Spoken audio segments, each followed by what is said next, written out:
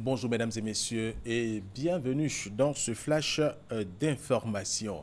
Hier, c'était la journée internationale de la femme. Le monde entier a donc célébré les femmes. Cette édition 2016 a pour thème autonomisation de la femme, défis et opportunités pour l'épanouissement de la famille. En Côte d'Ivoire, cette journée a été marquée par une cérémonie officielle organisée en présence du couple présidentiel.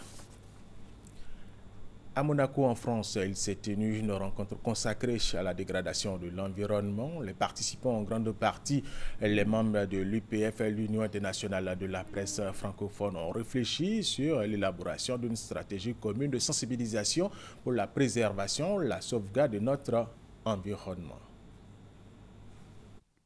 Musée océanographique de Monaco, des espèces de poissons, des espèces florales et végétales, un aperçu de la biodiversité menacée dans le monde par l'impact de la dégradation de l'environnement.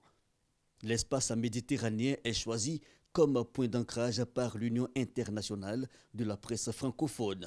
Et depuis le 4 mars, 2 jours d'échange pour jeter les bases d'une meilleure implication. Les médias francophones vont prendre leur part dans le combat pour la protection de l'environnement. Le module développé ici est un module à dupliquer dans d'autres régions du monde. Nous poursuivrons la réflexion et nous verrons la mise en œuvre. Une mise en œuvre qui s'appuiera sur un meilleur partage de l'information à partir du réseau fort, un journalisme davantage axé sur la promotion des solutions. La Méditerranée qui est en train de devenir un immense cimetière pour toutes ces populations migrantes. L'année dernière, je crois que c'était plus de 5000 personnes. Ces drames ne se juxtaposent pas. Ces drames doivent être traités ensemble. Si on ne traite pas les questions dont vous vous êtes emparés sur l'environnement et l'écologie, les drames humains de demain seront encore plus grands que les drames humanitaires d'aujourd'hui. En somme, une presse francophone réactive qui devra désormais, comme le relève Patrice Azer, président de l'UPF à Monaco, s'affranchir de la puissance des grands groupes d'intérêt et ne pas surtout verser dans le sensationnel.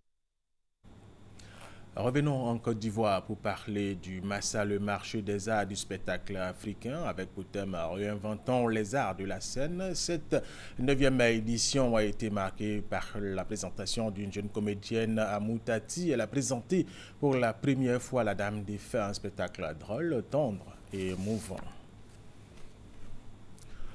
La coalition de l'opposition nigérienne en COPA 2016 soutenant l'opposant Hama Amadou qui devait affronter le président sortant Mamadou Issoufou a annoncé hier mardi à Niamey son retrait du second tour de l'élection présidentielle prévue le 20 mars prochain. Elle justifie cette décision par l'absence de proclamation officielle des résultats du premier tour et l'emprisonnement du candidat Hama Amadou, le principal rival du président sortant.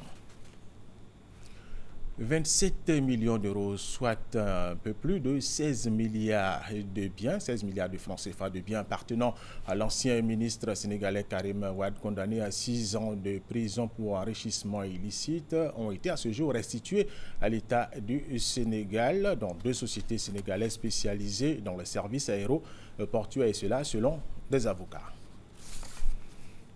Allez, nous allons poursuivre avec ces informations. Aux États-Unis d'Amérique, Ted Cruz remporte la primaire républicaine de l'Idaho. Bernie Sanders, la primaire démocrate du Michigan. Donald Trump remporte la primaire républicaine du Michigan et du Mississippi.